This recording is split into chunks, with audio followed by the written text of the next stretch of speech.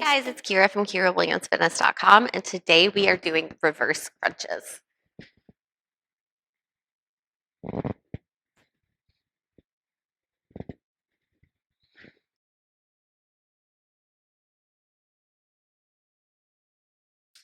So we can do this a couple different ways, but we're going to start with our upper bodies relaxed on the floor, our hands by our sides, or even tucked under our hips a bit.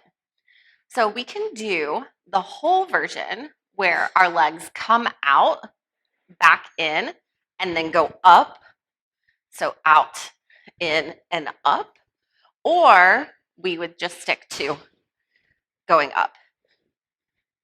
There's no real right or wrong. It just depends on what the workout calls for, which I write all of the workouts for my clients at KyraWilliamsFitness.com. So sign up for online personal training there.